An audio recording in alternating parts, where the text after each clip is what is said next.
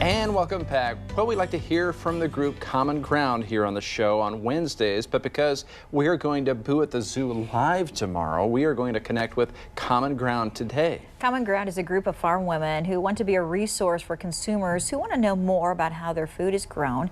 Joining us now to talk more about Nebraska farms and how many are family farms is Karol Swan. Nice to see you, Karol.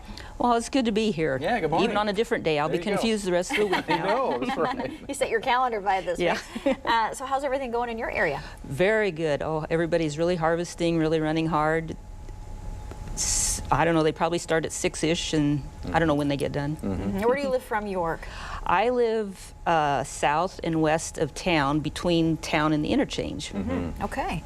Well, cool. Well, we want to talk about the harvest season because I know it's a very busy time, and a lot of families are working together. So how many Nebraska farms are still family farms, would you say? I don't specifically have a number, but say 97% of all the farms in Nebraska would be considered family farms, so that would leave 3% that might be corporate farms. So it's, and nationwide it's 93% are family farms. They've just changed, maybe the dynamic of them has changed, because I know when I grew up, my dad and my grandpa farmed together, but the farms weren't as big as they are today. Yeah, there's many acres, but it's still the similar dynamics. You know, some of them have as many as, you know, have 3 generations. You've got your kids coming up, your, like the middle son, and then the grandparents, you know, grandparents and onto the son, and then onto the next generation. So there's like 2 or 3 generations in a lot of them.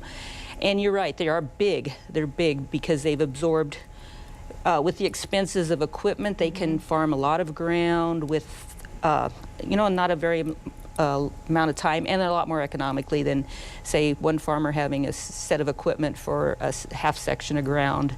They can have lots, you know, same equipment, but and farm a lot because it's bigger. Yeah. Karol, is it like in, you know, I think the old days when, you know, everybody worked together on the farm to get that harvest in? Is it that way still it's today? It's still that way. It's just higher technology, bigger equipment. But the emotions, the family relationships, everything that you had to have then, you had to trust each other, you had to respect each other, you had to communicate with each other. It's still vitally important because if you don't, you lose some things. So the relationships you have the spouses, you have some people that work off the farm, some people that work off the farm, but then they get off work of their job and they hit the field. So you have all these different dynamics, different relationships. And one of my things was, you know, they have production, they have marketing, they have finances, they have human resources, and they have to take care of this all at the kitchen table. It's just like any big corporation, but it's a family. And the family, they work together, they play together, they do school functions together. And if things kind of can go south maybe during the day, they still have to come together and you know, communicate, maybe apologize, maybe get things figured out for the next day because they have to forge ahead. It's the family farm, and families will do anything. You know, it's their very soul, it's their livelihood, it's their life, it's their very soul. Family farmers will do almost anything to keep it functioning, keep it going, keep things running smoothly. And harvest is like, oh, they got a combine driver, you know, somebody's got to drive the combine, somebody's got to drive the grain cart, 2 or 3 truck drivers, somebody's doing fall tillage, somebody might be shredding stalks, somebody else might be running the baler. So there's a lot of family members or extended family members. I know some people, like family members that are extended family that are off farm, they'll plan their vacations and they'll come help out. Come back to help. Yeah, they'll come back and it's help. interesting you say that, how things can go south. Yeah. Because we would use that old corn picker. And so we'd have the ear corn and we'd put it in a corn crib. And I remember my grandpa and my grandma getting into some discussions, you know, but then everything comes together again. Yeah, because you got to remember your family, it's loved ones. The relationships are important because you chose these folks.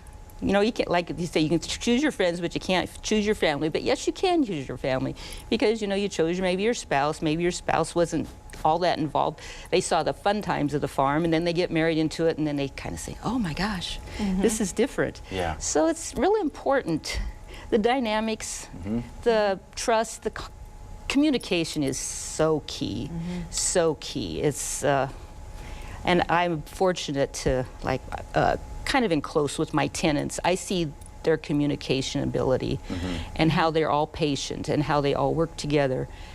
to get everything done, and that's just so important. Good news, bad news. It's got to be brought up.